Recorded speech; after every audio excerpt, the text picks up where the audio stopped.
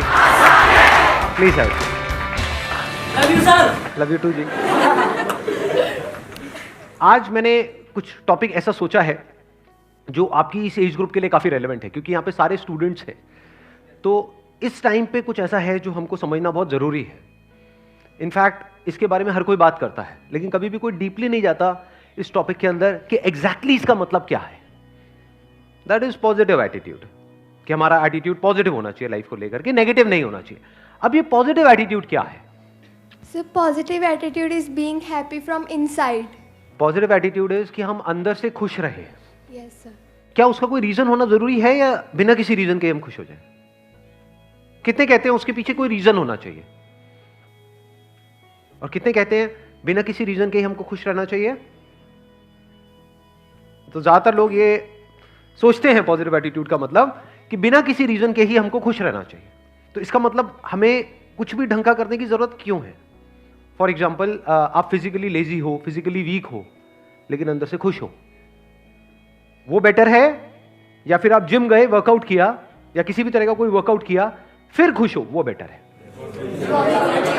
हाँ, एक है, मान लो अभी आप स्टूडेंट हो तो अभी सबसे जरूरी क्या है आप लोगों के लिए? पढ़ना, ठीक है।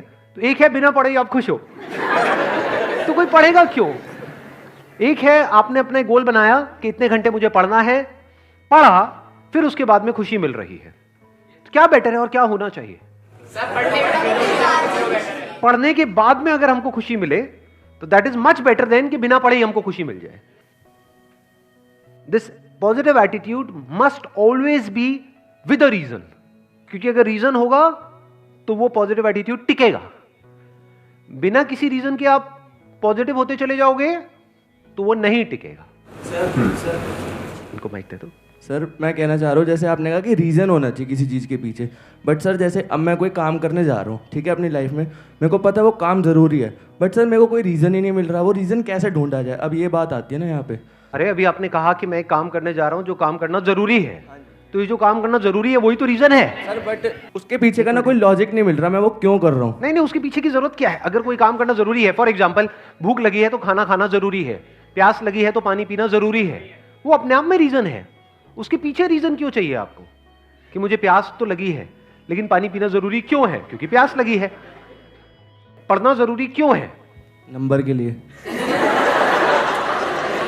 नंबर क्यों चाहिए? सर कॉलेज में एडमिशन मिले। कॉलेज में एडमिशन क्यों चाहिए? जॉब चाहिए। जॉब क्यों करनी है? पैसे के लिए। पैसा क्यों चाहिए? खाने के लिए। पैसा खाओगे? जरूरतें पूरे करते। पैसा सिक्के भी खा जाऊंगा आज तो, मैं कुछ नहीं छोड़ूंगा जो पैसा आ जाए मेरे पास। एक मिनट, तो आप कह रहे हो पैसा हमको चाहिए अपनी जरूरतें पूरी करने के लिए, जो भी हमारी नीड्स हैं उसको पूरा करने के लिए। नीड्स को पूरा करना क्यों जरूरी है? जीने के लिए। सिंपल है। अब इसके पीछे क्या रीजन है? जीना क्यों है? मर जा भाई। Do you have a choice? It is choiceless. तो एंड में हम ऐसी जगह पे पहुंच जाते हैं जहां पे कोई चॉइस नहीं है। जीना क्यों जरूरी है? क्योंकि मैं जीना चाहता हूं। ये सब किससे कनेक्ट हुआ जा करके? पढ़ाई से। इसलिए पढ़ाई जरूरी है। सब जैसे पॉजिटिव एटीट्यूड है, तो वो होना जरूरी तो है लाइफ में, लेकिन मान लीजिए हमने कोई एंट्रेंस एग्जाम दिया या फिर हमने कोई गोल लगाया है वो हमारा अचीव नहीं हो पा रहा, तो वहाँ पे पॉजिटिव एटीट्यूड कैसे आएगा? जैसे किसी ने एंट्रेंस एग्जाम दिया, किसी एएस का दिया, नीट का दिया, और वो क्लियर ही नहीं हो पा रहा, बहुत से लोग इसकी वजह से सुसाइड ये सब अटेम्प्ट करते हैं, तो उसमें हम कैसे इसको ओवरकम कर सकते हैं? Excellent point, let's give big hand for her. Please. बड़ा अच्छा पॉइंट इन्होंने बोला है कि हम कोई एंट्रेंस क्रैक करने की कोशिश कर रहे हैं, तो वहां पे पॉजिटिव एटीट्यूड का मतलब क्या कि मेरा होगा? ये है पॉजिटिव एटीट्यूड। ध्यान से समझ लेना, ये थोड़ा सा अलग है इस दुनिया की सोच से। आपके घर वाले क्या समझते हैं पॉजिटिव एटीट्यूड का मतलब, अगर आपको कोई एंट्रेंस क्रैक करना है तो? कि बेटे पॉजिटिव सोच, तेरा होगा। क्या ये पॉजिटिव एटीट्यूड है? जा रहे होते हो किसी एंट्रेंस की तैयारी के लिए या एंट्रेंस एग्जाम देने के लिए, बिल्कुल ऐसा माहौल होता है घर में जैसे कोई जंग के लिए जा रहा है। तिलक करेंगे, ये करेंगे, वो करेंगे, जा विजयी भाव। ये सब किससे कनेक्टेड है कि आपका हो जाएगा? ये पॉजिटिव एटीट्यूड नहीं है, ये फूलिश एटीट्यूड है। क्यों है ऐसा? अभी थोड़ी देर पहले मैंने क्या कहा था कि positive attitude must be backed by a reason. It must be based upon your actions, not the results. अगर रिजल्ट्स के बेस पे आपका एटीट्यूड पॉजिटिव है तो उसको पॉजिटिव एटीट्यूड नहीं कहेंगे, उसको बेवकूफी कहेंगे। इसी वजह से लोग सुसाइड कर लेते हैं, इसी वजह से लाखों बच्चे डिप्रेशन में चले जाते हैं। कभी डीपली तो समझा ही नहीं पॉजिटिव एटीट्यूड का मतलब क्या, ना आपने ना आपके घर वालों ने। तो उन्होंने क्या आपके माइंड में डाल दिया, बेटा तेरा होगा, बेटा तेरा, शुभ शुभ बोल। जरा सा मुंह से भी निकल जाए ना कि मेरा नहीं हुआ तो अरे नहीं बेटा तू क्यों नेगेटिव सोचता है, तू तो बहुत ही नेगेटिव है। नहीं, ऐसे ऐसे डायलॉग सुनने को नहीं मिलते हैं।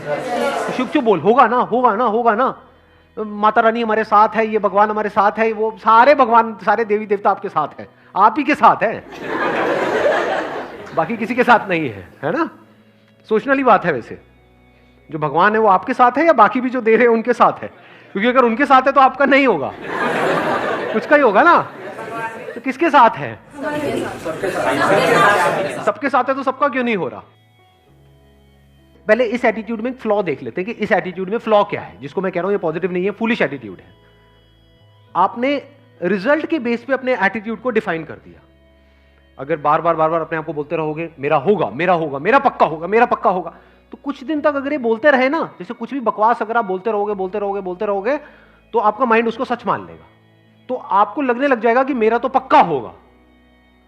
और अगर इसके बाद भी आपका नहीं हुआ तो क्या होगा?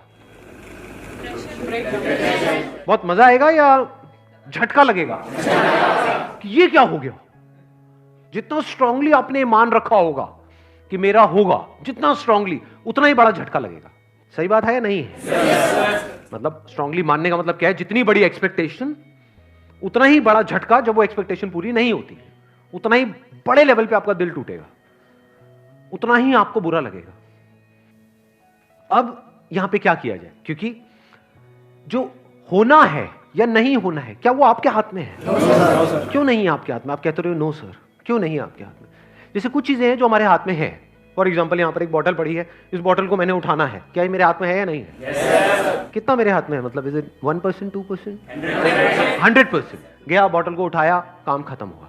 मैं कह रहा हूं एंट्रेंस में होना ना होना आपके हाथ में नहीं है। क्यों नहीं है? सीट लिमिटेड है, क्योंकि आप अकेले नहीं हो ना। सोचो इसी बॉटल को उठाने के पीछे कंपटीशन होता। यहां पर अभी मैंने अकेले ने उठाया, लेकिन मैं आपके बीच में कंपटीशन करा दूं। जो भी आकर के सबसे पहले इस बॉटल को उठाएगा और अगले 5 मिनट बाद भी जिसके हाथ में बॉटल होगी उसको 1 लाख रुपए मिलेगा। बोतल तो बचेगी, आप नहीं बचोगे।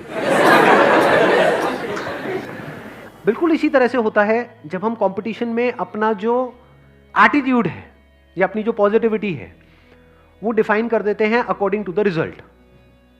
Positive attitude must be based upon your actions. Actions में क्या क्या आ गया? जो भी एक्शंस आपने पास्ट में लिए हैं या अभी प्रेजेंट में ले रहे हो या फ्यूचर में लेने वाले हो। It must not be based upon results. क्यों it must not be based upon results? क्योंकि एक्सपेक्टेशंस बहुत ज्यादा बढ़ जाती हैं और जब वो एक्सपेक्टेशंस पूरी नहीं होती है तो नंबर 1 हम पूरी तरह से टूट जाते हैं। और जब एक्सपेक्टेशंस इतनी ज्यादा बढ़ जाती है तो उसकी वजह से डर भी उसी लेवल पे बढ़ जाता है। और ज्यादा डर करके आप किसी काम को करते हो तो आप नहीं कर पाते हो।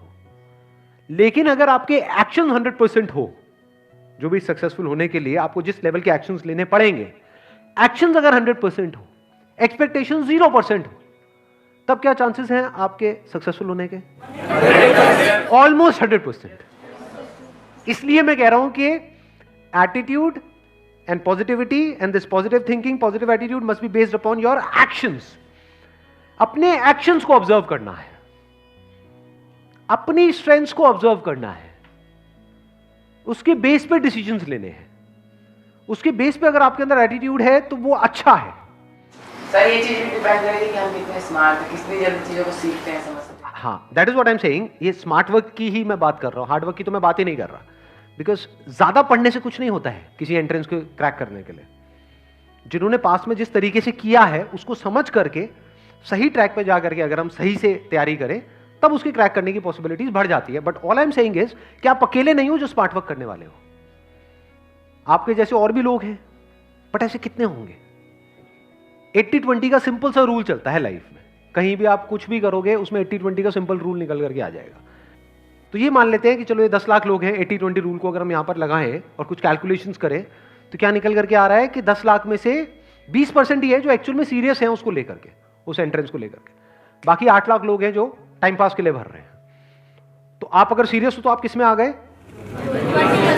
अब यहां पर क्या आप इन्हें एक्सपेक्टेशंस के बेस पे कैलकुलेशंस कर रहे हो या एक्शंस के बेस पे? आप सीरियस हो इसका मतलब क्या? आपके एक्शंस कह रहे हैं कि आप सीरियस हो। तो आप किस में आ गए? 2 लाख में आ गए। 2 लाख में से भी 20% लोग ऐसे हैं जिनके अंदर एक्चुअल में कैपेबिलिटी है उसको क्रैक करने की। 80% लोग हैं जो सीरियस तो बहुत है, बहुत ज्यादा सीरियस है, जिनको एक्सपेक्टेशंस पूरी है लेकिन उनमें कैपेबिलिटी ही नहीं है। जैसे फॉर एग्जांपल कोई रेस है, मैं आपसे पूछता हूं इस रेस को जीतने की कैपेबिलिटी है आप में या नहीं है? सारे बोल देंगे हाँ है। जब भागेंगे तब पता लगेगा कि किसमें कितना दम है कि नहीं? Because that is a competition. जब भी आप कॉम्पिटिशन में जा रहे हो तो आपको एनालिसिस करना होता है कि मेरी कैपेबिलिटी क्या है in comparison to other people. That is called competition.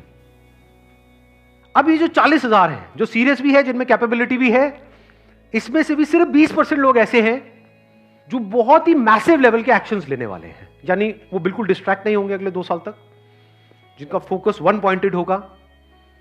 समझ गए? वो सीरियस भी है इसको क्रैक करने को लेकर के, कैपेबिलिटी भी है और एक्शन भी उसके लेवल का लेने के लिए वो तैयार हैं, जिस लेवल का एक्शन जरूरी है उसको क्रैक करने के लिए। सिर्फ बातों से नहीं होगा, सोचने से नहीं होगा, बहुत कुछ करना पड़ेगा, बहुत सारे सैक्रिफाइसेस देने पड़ेंगे, बहुत दिमाग लगाना होगा।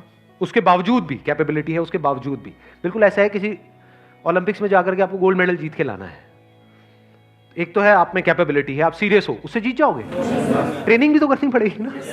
हाँ, दिन में कई कई घंटों तक ट्रेनिंग करनी पड़ेगी, तो वो भी आप करने को तैयार हो। तो अब आप किस में आ गए?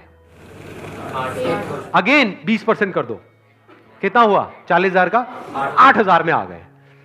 इसमें से कितनों का होने वाला है? 4,000 का होने वाला है। अब आपके जीतने के चांसेस क्या हैं? इसको क्रैक करने के चांसेस क्या हैं? 50%।